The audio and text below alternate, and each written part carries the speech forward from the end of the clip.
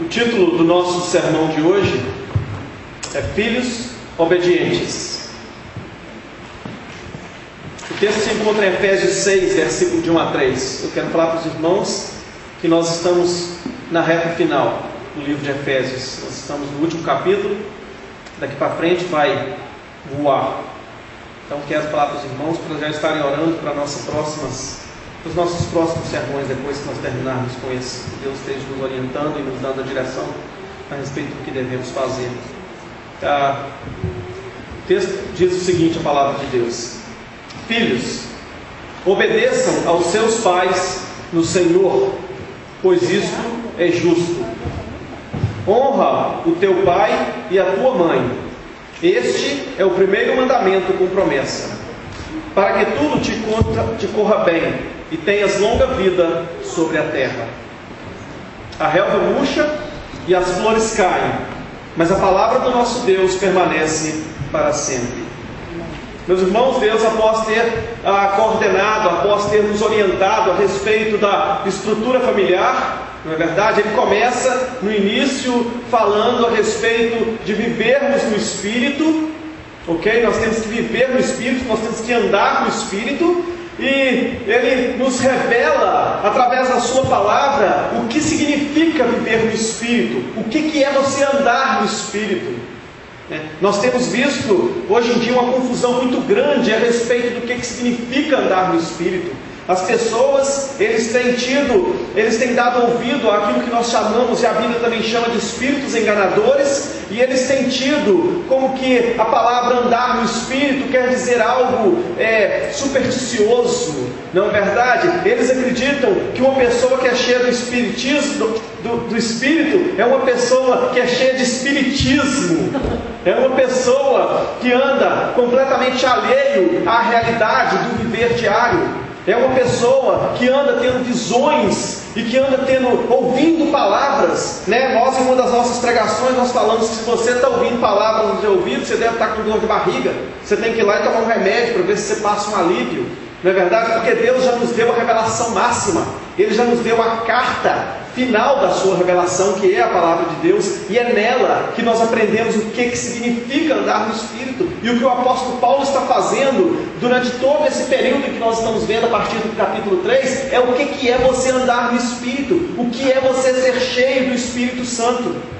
E nas últimas pregações nós aprendemos que ele começa o viver no Espírito, o andar no Espírito, e o resultado da vida de uma pessoa que anda no Espírito é exatamente o relacionamento que existe entre marido e mulher, é o relacionamento que existe na vida do casal, e é a posição do casal em relação à palavra de Deus. Que o homem é o chefe da esposa e que a esposa está sujeita ao seu marido. Nós aprendemos isso nos últimos dias, Nós vemos tanta rebeldia acontecendo em nossos dias, tanta rebeldia, e a sociedade toda, de uma forma geral, sendo destruída. Meus irmãos, a sociedade está sendo destruída porque as pessoas não estão buscando na palavra de Deus a solução para a sua vida e a solução para os seus caminhos. Meus amados, o Senhor Deus nos criou, Ele colocou o homem neste mundo, e o mundo pertence a Deus, e porque o mundo pertence a Deus, nós não podemos querer criar uma outra forma de vida, nós não podemos querer criar um novo padrão de existência. Enquanto Deus for o dono do mundo, Ele dita as regras e a forma como nós vivemos nesse mundo.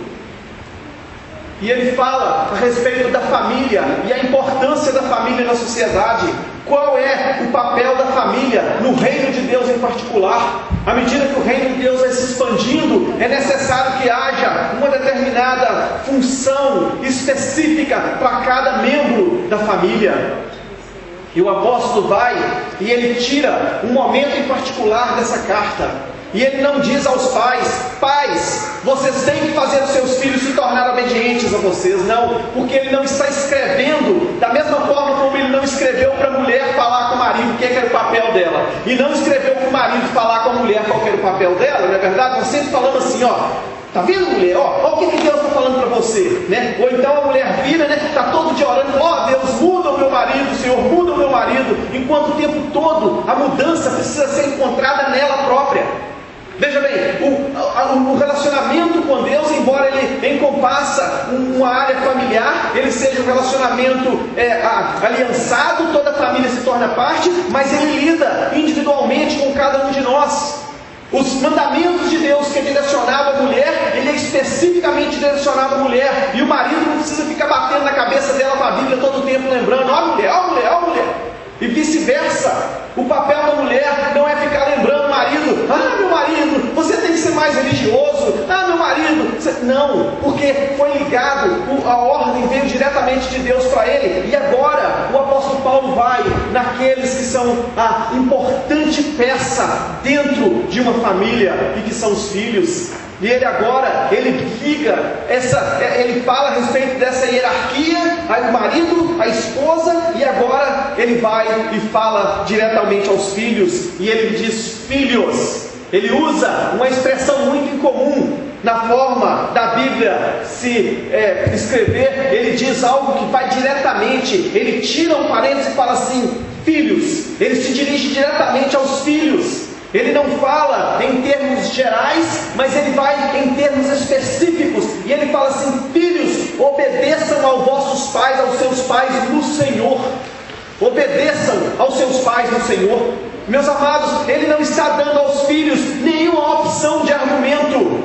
Ele não está dando aos filhos nenhuma possibilidade de argumentar.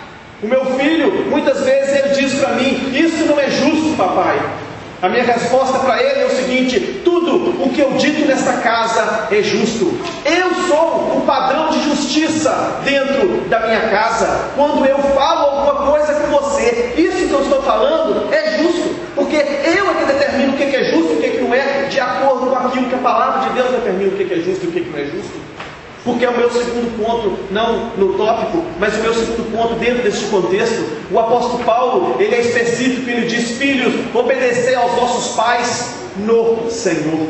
Da mesma forma em que ele dirige nos relacionamentos anteriores, e ele diz, mulheres, sujeitai aos vossos maridos no Senhor, ele agora vira para os filhos e diz, filhos, obedeçam aos vossos pais no Senhor.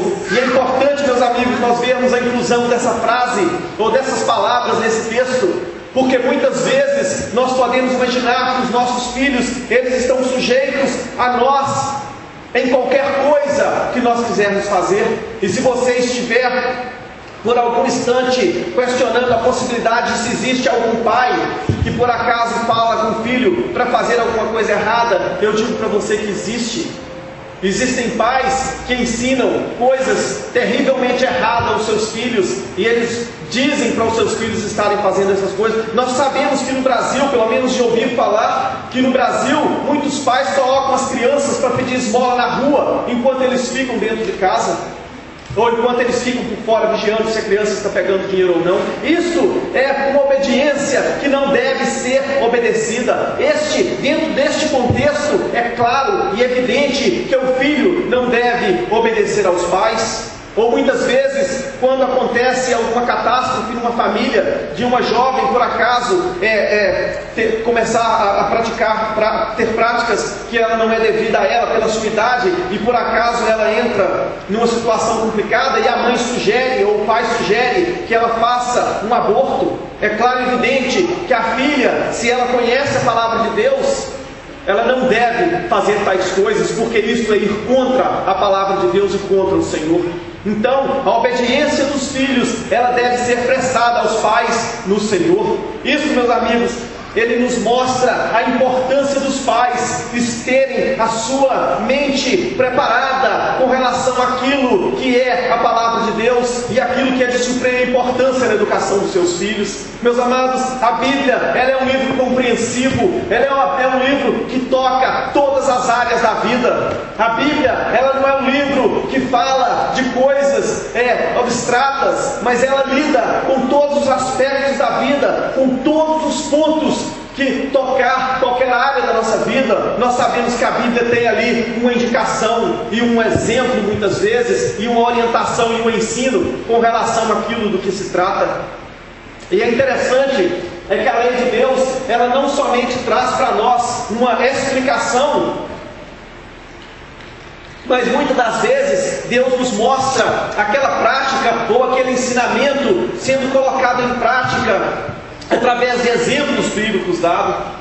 Veja bem, nós não precisamos viver a nossa vida pensando qual é a vontade de Deus para a minha vida. O filho não precisa dizer: oh meu Deus, eu preciso que o Senhor me mostre um caminho. Oh meu Deus, eu preciso que o Senhor me dê uma direção na minha vida. Não, Deus já deu para você, filho, a direção. E a direção que Ele deu é que você obedeça ao seu pai e que você obedeça à sua mãe no Senhor. E Ele diz: porque isto é justo. Vocês estão lembrando o que eu acabei de falar para vocês a respeito de justiça?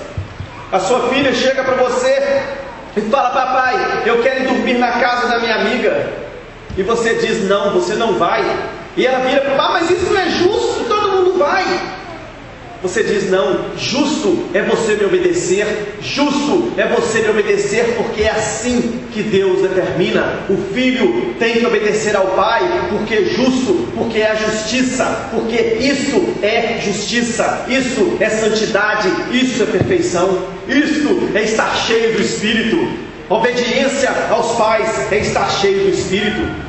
Nós não precisamos de buscar em nenhum exemplo além daquele do nosso próprio Cristo. O nosso Cristo, quando Ele tinha 13 anos, Ele foi a Jerusalém.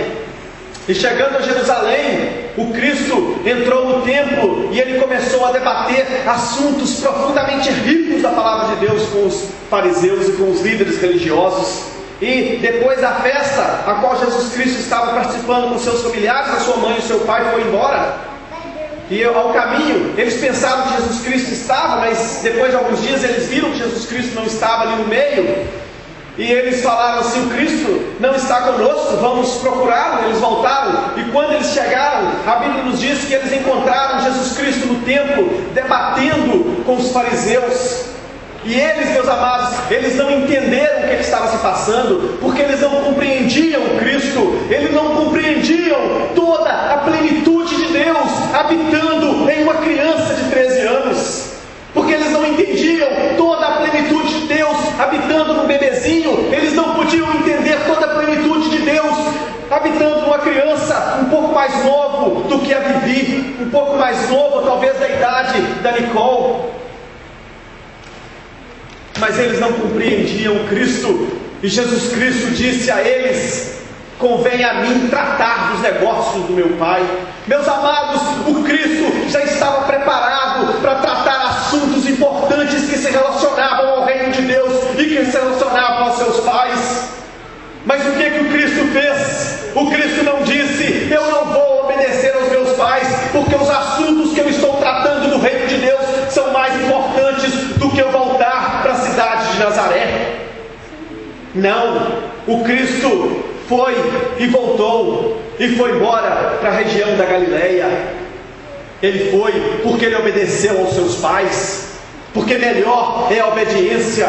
A Bíblia nos ensina que o Senhor Jesus aprendeu a ser obediente. Ele tinha que aprender para receber e para ter e para manifestar todas as suas características humanas. Ele tinha que manifestar e viver dentro de uma família, dentro de um contexto, porque essa era a vontade de Deus para a vida do Cristo. A vontade de Deus para a vida do Cristo é que Ele experimentasse tudo aquilo que nós passamos, para que Ele fosse o nosso sacerdote, para que Ele fosse o sacerdote perfeito, o sacerdote que passou por tudo aquilo que eu e você passamos. Ele foi obediente aos seus pais terrenos, ele foi para a cidade de onde ele cresceu. E é engraçado que mais tarde na sua vida, quando ele manifestou, quando chegou a hora dele se manifestar, ele estava aproximando e alguém chegou para um dos discípulos e disse: o Cristo está no nosso meio e nós já o conhecemos, e ele veio da Galileia. E eles dizem: pode alguma coisa boa vir da Galileia? Agora vocês imaginam bem a situação em que o Cristo se encontrava aos 13 anos na cidade de Jerusalém, a cidade mais importante de Israel. Ele debatendo assuntos profundos, e nós podemos ter uma convicção plena de que ele estava ganhando os debates, porque seria impossível o Cristo perder um debate teológico. Ele ali se postando em uma situação importante, mas ele volta para onde? Para Galileia. Nada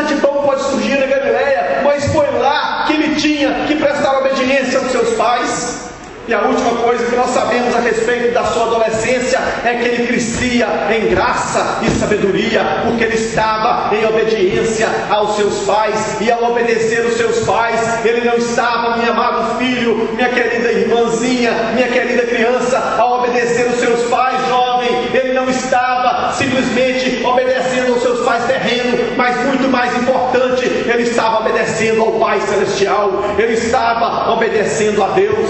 E o apóstolo Paulo, ele cita um dos mandamentos para mostrar o que é. Ele faz uma ligação na lei de Moisés. Ele fala: se você está achando que mudou alguma coisa, quando eu falo que você deve obedecer ao seu pai, você está achando que a lei mudou? Você está achando que isso é uma coisa nova que eu estou falando? Não, existe uma perfeita harmonia entre o Antigo Testamento e o Novo Testamento. E agora o apóstolo Paulo fala e diz: por quê? Porque isso é justo. E ele completa dando o 5º mandamento.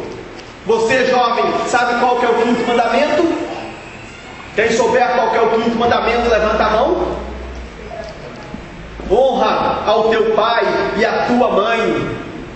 Honra ao teu pai e à tua mãe. E você sabe o que quer dizer honrar? O apóstolo Paulo já desdobrou tudo isso aí, ó. Ele quebrou tudo no ponto. Ele falou assim: ok, você sabe o que quer dizer honrar pai e mãe? Honrar quer dizer obedecer. Prático, né? Eu honro meu pai e minha mãe demais, mas eu não obedeço ao meu pai e à minha mãe. Você não está honrando o seu pai e a sua mãe, porque se você não obedece ao seu pai e à sua mãe, não existe honra. Você não está prestando honra a ele, porque honrar é prestar obediência. É isso que a palavra de Deus nos ensina. É isso que o apóstolo Paulo está falando. Obedeça, porque isso significa honrar. Existe uma circunstância em que o filho, agora, depois que ele casa, e eu tenho que completar isso, porque este honrar em que o apóstolo Paulo está falando se refere aos filhos que estão solteiros. E o honrar que os filhos casados continuam prestando aos seus pais, ele presta agora em uma outra posição. E eu vou fazer um parênteses, porque eu acho importante que nós, como pais, venhamos a entender isto. A partir do momento em que o filho se casa e a filha se casa, este casal novo, ele se torna agora uma nova estrutura na presença de Deus. Eles agora se tornam uma família que está separada do pai e da mãe. E é importante que o pai e a mãe venham ter sabedoria e ajudar os filhos nessa nova família a se estruturarem e serem uma família e uma entidade completamente separada da entidade que eles pertenciam antes. Eles agora devem honrar o seu pai e a sua mãe, mas não mais no sentido da obediência que era então prestada anteriormente. Então, eu vou mostrar isso para você, porque eles agora honram, porém, eles são uma estrutura familiar separada, e eles agora não têm mais este mesmo sentido de obrigação de obediência. Porque agora eles já é um casal separado. Eu quero que vocês entendam isso, porque o que eu vou falar para vocês agora vai trazer tudo isso e vai ligar, e vocês vão entender a importância da obediência dos filhos enquanto eles permanecem com você, e da importância de você como pai estar educando o seu filho na presença do Senhor, até que chegue o momento em que ele vai separar, vai constituir uma nova família, e a partir de então ele vai ter que prosseguir levando o reino de Deus adiante, e o reino de Deus dessa forma continua a se expandir por todo mundo. O apóstolo Paulo diz: porque você honra ao seu pai e à sua mãe quando você está obedecendo. E ele diz: porque este é o primeiro mandamento com promessa. Aí a palavra, na verdade, o apóstolo Paulo, na verdade, ele está falando a respeito do primeiro mandamento, e alguns teólogos eles têm alguma divergência no entendimento dessa questão de primeiro mandamento.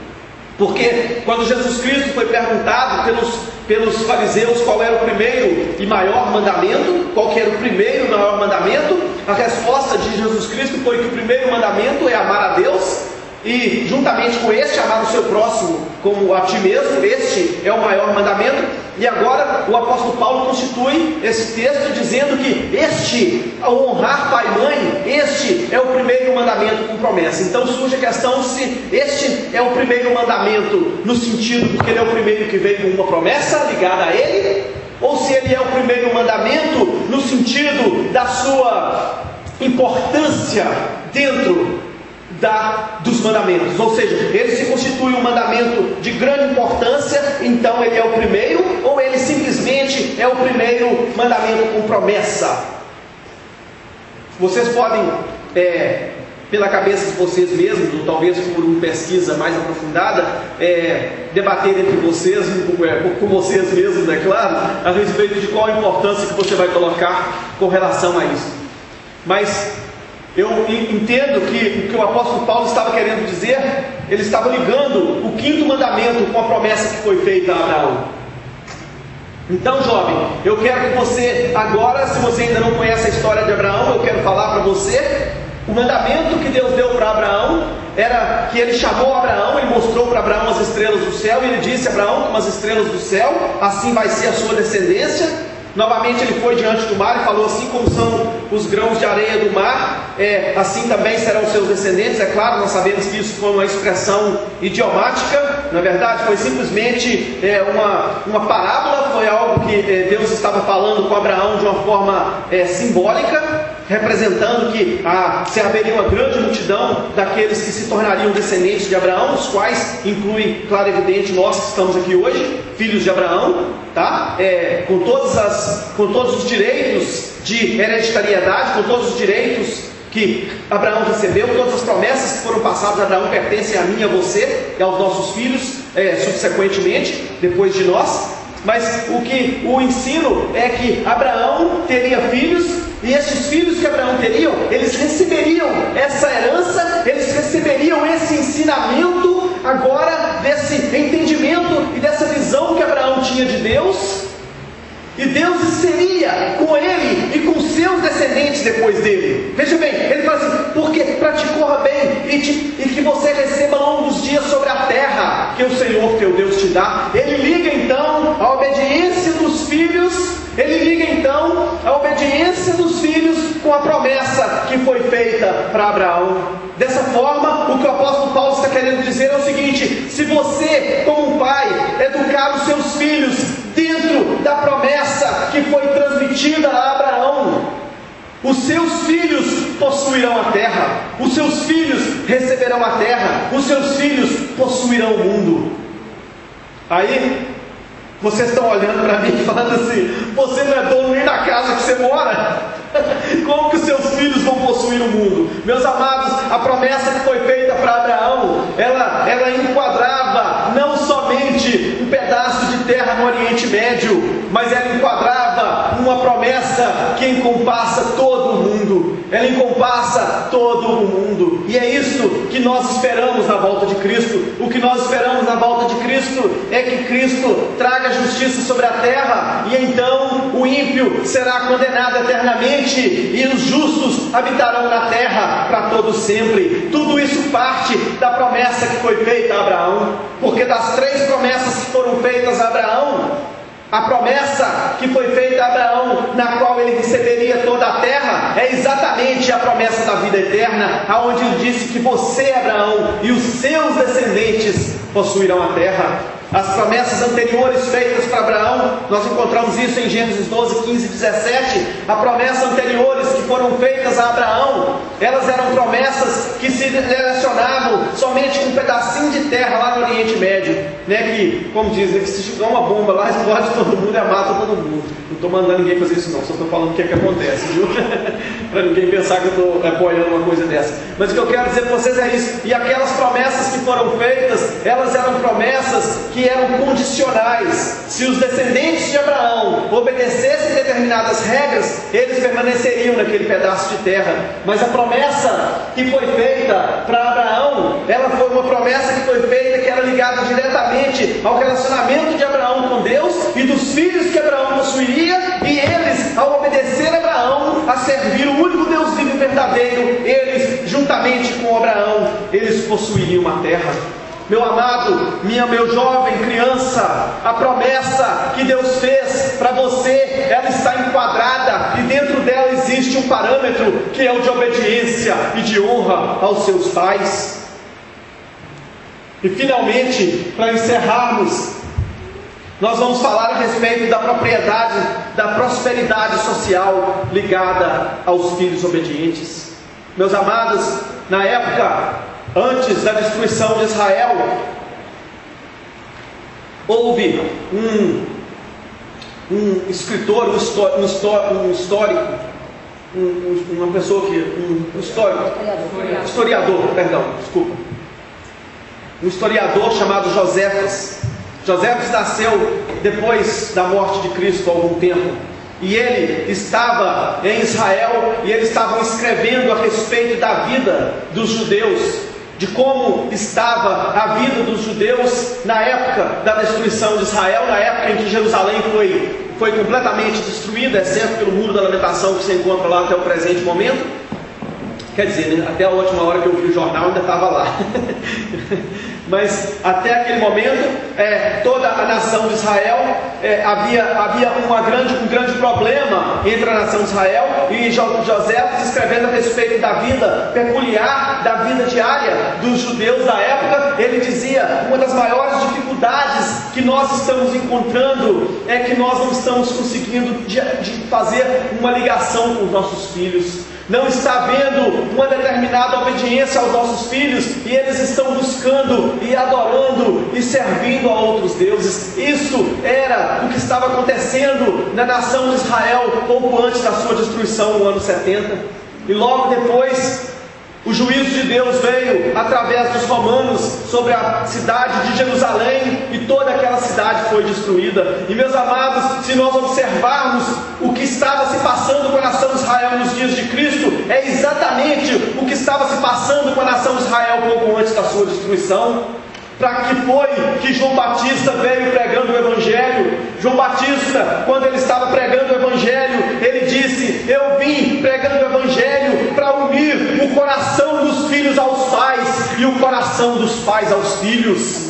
Era necessário que houvesse um ligamento, era necessário que houvesse uma união do meu coração com o coração do meu filho, para que nós pudéssemos servir ao Deus vivo, ao Deus verdadeiro, para que houvesse uma união, para que o nome de Deus fosse proclamado, para que os nossos filhos pudessem ser obedientes a Deus, em primeiro lugar nos obedecendo, e porque nós transmitiríamos para Ele os ensinamentos da palavra de Deus, eles também seriam obedientes a Deus. Meus amados, uma nação é destruída quando já não existe mais uma ligação entre o coração dos pais aos filhos. Se você quiser ver o seu filho na igreja, se você quiser ver os seus netos na igreja, se você quiser ir para o cemitério com a sua consciência limpa, sabendo que as gerações que virão depois de você vão estar seguindo ao Deus vivo e verdadeiro, é necessário que haja hoje uma união do seu coração com o coração do seu filho. É necessário que haja uma obediência, não, meus amados, uma obediência da boca para fora, não somente uma obediência em que você força o seu filho a vir na igreja, não uma obediência em que você força o seu filho a fazer aquilo que você quer, mas que nasça no coração de você, jovem, uma obediência sincera ao seu pai e à sua mãe, que nasça no seu coração um amor verdadeiro pelos seus pais, e uma obediência que nasce não do medo, mas uma obediência que nasce de um amor.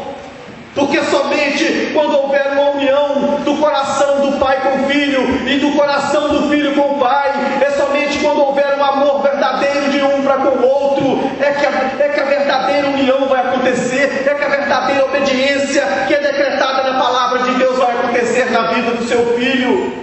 Porque depois que você morrer, porque depois que o medo acabar, nada disso vai segurar a obediência mais. Eu tenho que contar um exemplo meio fora às vezes de contexto, mas só para que você tenha uma ideia. Eu tenho que falar da minha mãe. A minha mãe, ela tem uns 84 anos pelo menos, e ela nunca usou batom. E até o dia de hoje, é simples, por favor, eu não quero que vocês parem de usar batom, não. Vocês podem usar batom na cor que vocês quiserem, até azul. Eu só estou usando isso como exemplo para vocês entenderem do relacionamento da minha mãe com os pais. Se você chegar para minha mãe e falar com ela, no caso porque eu falo ela de mãe, fala: mãe, por que você não passa um batom? Ela vai virar e falar assim: não, meu pai nunca gostou de batom. Ela passou 84 anos da vida dela sem usar batom, porque o pai dela, que já morreu há não sei quantos anos atrás, mais de 60, não gostava de batom. Será que daqui a 100 anos, será que daqui a 50 anos, o meu filho vai estar servindo a Deus vivo e verdadeiro, ao Deus que eu conheço, ao Deus que eu sirvo, ao Deus que eu amo, o Deus pelo qual eu venho todos os domingos nessa igreja e defendo a palavra dele?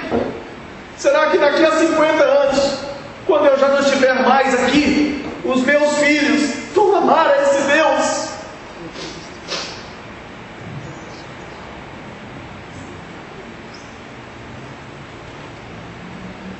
João Batista veio para unir o coração dos filhos aos pais e o coração dos pais aos filhos. E ele pregou, e ele foi morto. E no ano 70, porque não houve esta união, a cidade de Jerusalém foi devastada e foi destruída, porque eles não voltaram ao amor dos pais. A sociedade vai ser destruída.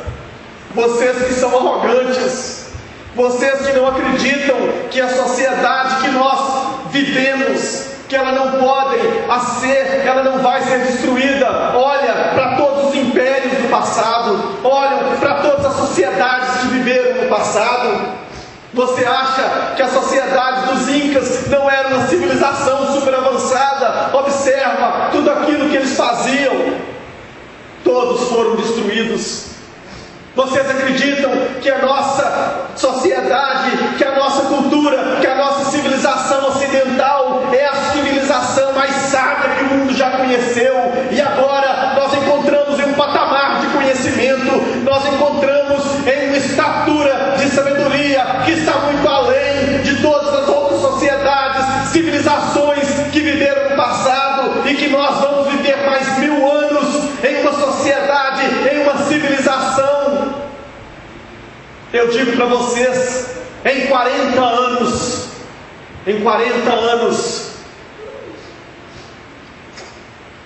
é o suficiente de tempo para uma civilização vir à extinção. É tempo o suficiente para uma civilização ser extinta. Olhe na história, veja a história da humanidade, leia a história, veja o que aconteceu com a nação de Israel. A nação de Israel saiu do Egito, uma nação poderosa, destruíram a maior civilização da época, a maior potência mundial. O Egito, quando os israelitas saíram do Egito, eles abusaram, eles cuspiram na cara do maior império, da maior potência. Era como que um paizinho qualquer aí da América Central, Guatemala, viesse aqui e destruísse os Estados Unidos e deixasse os Estados Unidos devastados no chão. É isso que a nação de Israel fez. E não muito tempo depois, tribos estavam assolando a nação de Israel. Meus amados, a obediência dos filhos aos pais é fundamental ao desenvolvimento de uma nação e de uma cultura. Nós estamos vivendo em dias onde a desobediência é vista como algo engraçado. Nós estamos vivendo em dias onde, quando um filho desobedece ao pai, ou um filho desobedece à mãe, as pessoas acham engraçado. Ele precisa da liberdade dele para poder ser uma pessoa, para ser uma pessoa. Mas você sabe o que a Bíblia diz a respeito de um filho que desobedece ao pai? Prepara, senta, mas volta semana que vem, tá? E eu quero falar com você que eu não estou aqui advogando que ninguém faça isso, não. Mas talvez o Congresso brasileiro e o Congresso americano deviam observar essa lei que Deus deu. A lei de Deus para um filho que desobedece ao pai. Não viverá muito. Pena de morte, apedrejamento, A seriedade de um filho desobedecer aos pais é algo sério na presença de Deus. Deus não tem por brincadeira a desobediência. A desobediência ao pai, Deus não tem por brincadeira. Na lei de Moisés está escrito: quando um filho não obedecer ao seu pai e à sua mãe, e quando um filho estiver amaldiçoando ao seu pai e à sua mãe, o pai e a mãe têm que pegar este filho e levar na presença da comunidade. E chegando diante dos líderes da comunidade, o pai e a mãe vai testemunhar diante deles com as seguintes palavras: esse meu filho é beberrão e glutão, e ele não nos obedece. E os líderes da sociedade vão levar este filho para fora da comunidade, para fora do arraial, e um por um vai apedrejar até que ele morra. A sociedade hoje em dia vê algo como isso e fala assim: nossa, que coisa horrorosa. Este é o mandamento de Deus para um filho que desobedece ao pai e mãe. Não é brincadeira. Desobediência ao pai e mãe não é algo que Deus toma como uma coisa leve, não é algo que Deus toma como brincadeira, como coisa que eles estão desenvolvendo o temperamento deles. Novamente eu vou ter que usar Cristo. Você acredita que Cristo era mais sábio do que qualquer um dos pais dele? Você acredita que Cristo era mais sábio do que qualquer pessoa da sua época? Você acredita que Jesus Cristo era mais sábio do que Salomão? Porque se você não acredita, você não acredita no Cristo. Pode ir embora. Aí eu falo com você, não se voltar semana que vem não. Porque o próprio Cristo falou. Ele falou assim: a rainha de Sabá, ela veio aqui em Jerusalém para ouvir a sabedoria de Salomão. E no meio de vocês está alguém que é maior do que Salomão. Mas Cristo era obediente ao pai e mãe? Já imagino, né? Aquele menino de 13 anos indo de volta para Galileia de cabeça baixa, seguindo pai e mãe. Ele podia ficar em Jerusalém, né? Ele era o Deus, ele era o Criador do céu e da terra. Pegavam, sei lá, qualquer coisa lá, né? Deixa eu mostrar para meu pai e minha mãe quem que eu sou. Vou mostrar para meu pai e para minha mãe se eu tenho que obedecê-los. Deixa eu transformar aqui não sei qual era o brinquedo que eles tinham na época não, mas um cavalinho, né? Eles deviam ter cavalinho de pau, né? Deixa eu transformar um cavalinho desse de pau, um cavalo de verdade, para meu pai e para minha mãe ver com quem que eles estão lidando. Não. Ele se submeteu ao seu pai e à sua mãe. Porque isto é justo. Porque esta é a vontade de Deus para cada um de vocês. Obediência ao pai e à mãe. Amém. Oremos.